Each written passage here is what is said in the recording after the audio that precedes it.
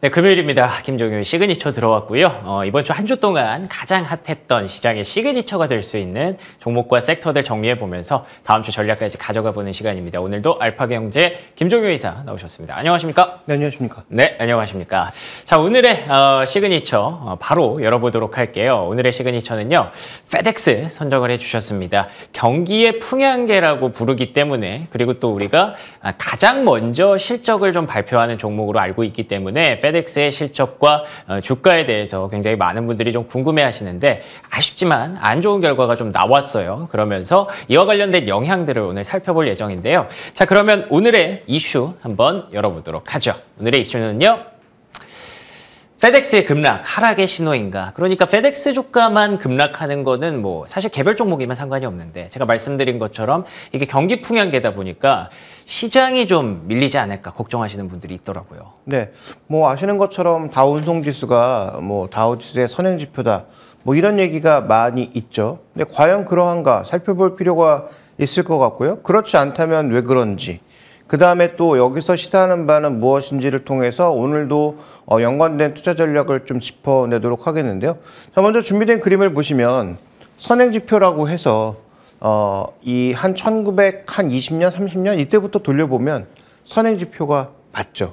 그런데 2000년 이후로 살펴보시면 페덱스의 진폭이 워낙 커서 다우지수와 뭐 단순 비교하기는 어려울 수도 있겠습니다만 선행지표의 역할을 과연 했는지를 좀 따져보기가 애매한 구간이 그러네요. 정말 많다라는 거죠. 예. 그다음에 더 중요한 건 실제로 그 이후에 다우지수 S&P 500을 이끈 건 누구였는가. 다 아시는 것처럼 2000년대 이후로는 ICT가 이끌어왔죠. 지금도 마찬가지고요. 뭐 지금 이제 뭐 테슬라라든지 뭐 아마존 이런 기업들이 끼어들었을 뿐 뭐 MS나 애플이 이끌어왔던 2000년 이후의 전반적인 그 추세는 변한 적이 없다라고 봐야 될 것 같습니다. 따라서 이 페덱스라고 하는 다운송 지수의 하나의 구성 종목이 이끌어왔던 선행지표 역할은 뭐 제 생각에는 2000년 이전에 거의 끝난 거나 마찬가지다. 그러니까 미국의 어떤 소비 지표라든지 이런 것들의 일부를 측정할 수 있는 지표는 될지 몰라도 미국 인덱스를 측정하는 데 있어서 의미 있는 지표가 되었는지를 판단하기에는 저는 조금 어려움이 있다 이렇게 봐야 될 것 같습니다. 알겠습니다. 물론 뭐 페덱스가 지금까지도 글로벌 운송에서 담당하는 역할과 비중이 굉장히 큽니다만 지금은 뭐 다른 기업들도 그리고 다른 방법으로도 많이 운용이 되고 있기 때문에 이게 좀 괴리가 좀 생겼다고 하시네요. 그렇다면 바로 이어서 오늘의 인사이트로 넘어가 보도록 할게요. 오늘의 인사이트 열어주시죠. 다우 운송업종 시장과 다른 그림. 결국 이 업종 지수가 괜찮으면 우리가 그렇게 큰 걱정을 안 해도 될 것 같은데 다른 그림이 나오고 있나 봐요. 지금 뭐 페덱스와 맥락에 닿는 부분인데 네. 그 페덱스 한 종목으로 우리가 판단하면 안 되니까 그러면 다우 운송지수가 아까 선행지표라고 했잖아요. 그렇죠. 그럼 다우 운송지수는 과연 의미 있는 시그널을 보여주었는가를 확인해 볼 필요가 있겠는데 다우 운송지수 안에 아까 뭐 이항영 전문위원이 얘기했던 그 노폭 서던 같은 종목도 포함되어 있고요. 네, 철도 운송주. 철도 관련주도 포함되어 있고 뭐 페덱스, UPS 뭐 여러 종목군들이 포함되어 있잖아요. 그래서 그 종목 그 지수로 보면 좀 더 정확하지 않을까라고 해서 봤더니 다르지 않다는 거죠. 오히려 다우 지수가 더 먼저 빠진 적도 많았다. 그러니까 선행지표 역할을 했다라고 보기에는 꽤 격차가 있더라라는 거죠. 그래서 우리가 다시 한번 말씀드리지만 다우운송 지수가 미국의 내수를 일부 판단하는 데는 충분히 의미 있는 지표가 될 수 있지만 실제로 미국 증시의 주인공이 2000년 이후로는 ICT 종목으로 완전히 바뀐 상황이어서 그러네요. 더 이상 다우운송 지수의 선행성만을 얘기하기는 어렵다. 다만 여기서 시사하는 바는 분명히 있죠. 미국 내수, 일부 소비가 앞으로 둔화될 가능성에 대해서는 조금 고민이 필요하고요. 그런 관점에서 어제 12%의 급락, 오늘 시장이 비교적 괜찮았는데도 뚜렷한 반등을 보이지 못하는 그런 양상을 보여주고 있는 거죠. 다만 지금 실시간으로 흘러가는 소비 지표는 비교적 견조합니다. 그렇습니다. 그럼에도 불구하고 일단 선행지표 측면에서 하락이 보이고 있기 때문에 미국 경제의 70%를 차지하는 소비가 앞으로 과연 어떤 모습을 보일지에 대해서는 조금 고민이 필요한 부분이기는 하죠. 다만 오늘 결론적으로는 다우운송 지수가 더 이상 뭐 선행지표가 아니어서 페덱스의 급락은 말씀드렸던 대로 지수의 하락 신호로 보기에는 어렵다. 네. 이렇게 봐야 될 것 같습니다. 말씀하신 그 흐름이 어제와 오늘 시장에 그대로 드러났던 것 같아요. 어제 같은 경우에는 페덱스가 급락하면서 뭐 시장이 좀 경기 둔화를 걱정한다라는 맥락으로 지수가 빠졌다면 오늘은 반도체가 해주면서 바로 그걸 들어 올렸거든요. 그렇기 때문에 지금 시장의 중심이 어느 쪽으로 잡혀가고 있는지 너가 아니라 나야 라고 하는 그런 반도체의 움직임이 좀 확인이 됐었습니다. 그렇지만 말씀하신 것처럼 분명히 경기에 어느 정도 의미는 분명히 있을 것으로 생각이 들기 때문에 현재 미국 경기 상황을 한번 짚어보면서 얘기 나누면 좋을 것 같아요. 네, 미국 경기는 한마디로 이제 정확하게 하기가 어렵죠. 다만 이제 전체 총량의 속도는 올해는 뭐 예상보다 굉장히 좋았고 내년에 뭐 둔화될 것이라고 하는 것은 뭐 알려진 사실인데 여기도 몇 가지 짚어봐야 될 시사점이 있습니다. 먼저 준비된 첫 번째 그림을 한번 보시죠. 자, 미국 경기에서 지금 OECD 전 세계 경기 지수, 선행 지수를 보면 확연하게 돌고 있거든요. 그러네요. 그런데 지금 전 세계 제조업 PMI는 오히려 둔화되고 있는 양상입니다. 네. 굉장히 조금 이해할 수 없는, 그래서 전 세계 선진국들의 선행 지표는 돌고 있는데, 그것도 강력하게 돌고 있는데 제조업은 살아나지 않는 독특한 모습을 보여주고 있다는 것은 두 가지 시사점을 지니죠. 경제가 블록화가 되면서 제조업이 예전처럼 전반적인 회복을 보이지 않고 있다. 더 싸게 만들어서 빠르게 서로 공급하던 그런 해피한 시대는 지났다라고 봐야 될 것 같고요. 그렇군요. 다 자국 내 공급망을 만들어서 아니면 자국과 최대한 가까운 공급망을 만드는 블록화가 진행되고 있다는 것을 방증하는 신호이기도 하고요. 그다음에 이 경기 선행지수의 가장 대표 지수가 뭡니까? 유동성과 더불어서 주가지수거든요. 그러니까 주가지수가 강하게 움직이면서 지금 선행지수가 움직일 수 있는 거예요. 그러니까 그런 측면에서 놓고 보게 되면 선행지수의 선행성을 우리가 어디까지 받아들여야 될 것인가에 대한 고민도 필요한 거죠. 애매하네요. 그래서 지금 현재 이 부분에 대해서는 우리가 제조업과 관련된 부분들 잘 살펴볼 필요가 있을 것 같고요. 그다음에 다음 준비된 그림 하나 더 보시면은 금리를 급하게 내릴 가능성이 뭐 지금 시장에서 기대를 하고 있지만 연준은 올해 3번 정도, 내년 3번 정도로 얘기하고 있는데 시장에서 벌써 좀 흥분하고 있는 양상이잖아요. 근데 과거에 5번 이상의 뭐 금리나 때를 좀 살펴보면 실업률이 급락하면서 기준금리가 실업률이 급등하면서 금리가 급격하게 바뀌는 모습 보였거든요. 그러니까 90년대 때는 바뀌지 않았고 80년대 때는 급격하게 바뀌었고 이때도 마찬가지죠. 두 번의 경우가 더 있는데 두 번의 경우도 더 보여주시죠. 예. 마찬가지라는 거죠.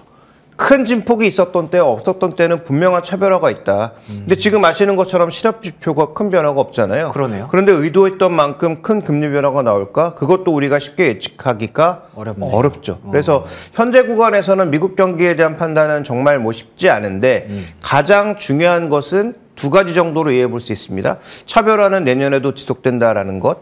그다음에 금리의 급락은 시장에 예상했던 것보다 쉽게 나오지 않을 가능성도 있다. 이 두 가지 정도는 우리가 염두에 두고 넘어가야 될 것 같습니다. 알겠습니다. 특수성 그리고 변수가 굉장히 많군요. 우리가 알게 모르게 지금 블록화가 계속 진행이 되고 있기 때문에 그에 따라서 경기 선행지수와 제조업 PMI가 차별화가 되고 있고요. 그리고 또 원래 금리 인하가 나올 때는 실업률이 급증을 했었는데 지금은 그렇지 않기 때문에 금리 인하에 대한 기대감도 조금 내려놔야 하는 것인지 여러 가지 좀 고민이 됩니다. 그럼 이런 포인트들을 잡고 어떤 종목들을 살펴봐야 되는지 종목 한번 열어보겠습니다. 페덱스, CJ 대한통운, 두산밥켓. 이 종목들의 공통점이 있을까요? 네, 우리가 페덱스에서 얻을 수 있는 투자 아이디어는 두 가지입니다. 페덱스의 전반적인 물동량이 둔화된다라고 하는 것은 그러면 국내 시장에서 연관 종목의 CJ에 대한 통운 같은 종목이 어떻게 영향을 미치는가 봐야 되겠죠. 그다음에 페덱스의 하락이 예전처럼 미국 경기의 둔화나 미국 지수의 하락을 의미하지 않는다면 그와 비슷한 아이디어를 적용해 볼 수 있는 종목은 무엇가 있을까를 또 고민해 봐야 되는 거죠. 좋습니다. 첫 번째 CJ에 대한 통운부터 살펴보시면 자, 준비된 그림에서 보시는 것처럼 우리나라는 지금 택배 물동량의 탄력은 줄고 있지만 단가는 이제 서서히 좀 올라가고 있는 측면이 있죠. 그래서 택배 시장 전체적으로 봤을 때 나쁘지 않은데요. 문제는 CJ에 대한 통운의 점유율이 줄어들고 있다는 것이죠. 한때 뭐 이 47%에 육박했던 그 점유율, CJ 대한통운의 전체 물류 점유율이 지금 40%, 한 44%까지 빠져 있잖아요. 그러네요. 별로 안 좋아 보이는데 재밌는 것은 지금 점유율이 빠지는데 오히려 마진율은 올라가고 있는 양상이죠. 어떻게 이런 일이 있을 수 있죠? 이건 이제 두 가지 이유로 측정해 볼 수가 있는데요. 첫 번째는 네이버의 풀필먼트를 CJ 대한통운이 담당하면서 그다음에 우리나라 시장의 이 온라인 유통 시장이 점점 커지기 시작하면서 오히려 CJ 대한통운처럼 거대하고 풀필먼트를 갖춰나가고 있는 기업들의 수익성은 오히려 개선되고 있더라라고 하는 것이고요. 그다음에 또 아시는 것처럼 뭐 테무나 알리바바를 이용하는 최근에 거래가 급증하는데 맞아요. 그중 알리바바의 그 풀필먼트를 CJ 대한통운이 또 담당하고 있죠. 네. 그런 측면에서 오히려 올해 실적이 내년에도 실적이 성장할 가능성이 높다 이렇게 언급되고 있는 거죠. 그래서 과거 한 2년 전만 하더라도 이 택배 시장의 무한한 성장 가능성 때문에 밸류가 엄청나게 높았을 때도 있었는데 오히려 그 이후에 장기적으로 보면 주가가 급락하면서 밸류는 꽤 싸진 상황에서 최근에 알리익스프레스의 추가 확대에 따른 거래 증가에 따른 그 효과를 CJ 대한통운이 누리고 있기 때문에 그런 측면에서 보면 미국의 페덱스와 CJ 대한통운은 다르다. 그런 의미에서 오히려 투자 관점에서 봐야 된다라는 첫 번째 아이디어를 말씀드리고 싶고요. 그렇군요. 그다음에 미국 시장에서 우리 예상과 전혀 다르게 움직이고 있는 또 하나의 대표 종목 지금 다음 준비된 그림을 살펴보시면 미국의 주택건설주입니다. 굉장히 재미있는 그림인데 자 금리가 올라갈 때도 주가가 급등했습니다. 근데 최근에 금리가 떨어질 때도 더 급등하고 있어요. 굉장히 재미있는 그림 아닙니까? 자 금리가 올라갈 때는 왜 올라갔죠? 그 모기지 금리가 7% 넘어가니까 기존에 주택 갖고 있는 사람들이 다시 재모기지를 할 수 없다. 그렇죠. 그러니까 신규 주택이 더 필요할 거다. 그러면서 올라갔고요. 최근에 금리가 안정되니까 금리가 안정돼서 모기지 금리가 좀 내려갈 것 같은데 그래도 신규 그러면서 주택이 또 더 올라가는 필요하다. 거죠. 네. 자 그런 관점에서 보게 되면 이 종목을 쫓아 사는 것은 조금 부담스러울 수 있겠지만 네. 그러면 미국의 주택 시장에서 건설 기계를 누가 담당하고 있는가? 우리나라에도 종목이 있죠. 다음 준비된 그림 보시면 두산바켓입니다. 두산바켓 아시는 것처럼 미국 비중이 가장 높죠.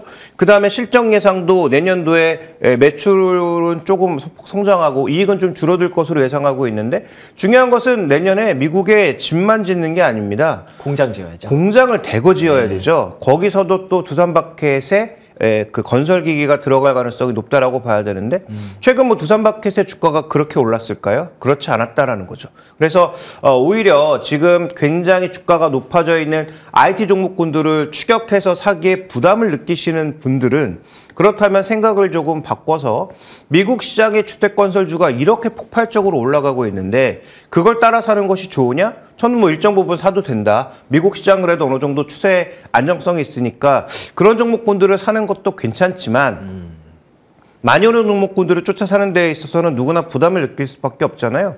그리고 또 미국 종목을 안 하시는 분들도 있을 테니까 그렇죠. 국내에서 한번 관련주를 찾아보자면 어떤 종목이 있는가? 미국 비중이 가장 높은 두산바켓이 미국의 신규 주택 건설과 그다음에 공장 건설에 연관될 가능성이 굉장히 높기 때문에 자 이런 종목군들에 관심을 가지시는 것은 저는 충분히 좋은 투자 아이디어가 될 것으로 보고 있습니다. 알겠습니다. 페덱스의 주가와 실적을 보고 굉장히 다양한 어떤 투자 포인트를 저희가 얻을 수가 있었군요. 일단 첫 번째, 페덱스의 주가 급락, 실적 부진이 과거처럼 이제 미국의 경기가 급락한다거나 미국 증시가 급락한다거나 이런 바로 직접적인 관계를 의미하지는 않는다는 게 첫 번째였고요. 그럼에도 불구하고 견조한 그런 경기를 기대할 수 있는 요소들이 분명히 곳곳에 숨어 있었습니다. 그 배경으로 짚어주신 부분이 블록화였고요. 지금 현재 주택뿐만 아니라 미국에서 공장을 많이 지어야 되는 그런 과정들이 좀 있기 때문에 그 부분에 대한 수혜를 노릴 수 있는 종목까지 쭉 살펴봤습니다. 그게 바로 국내 증시에서는 두산바켓이 될 것 같고요.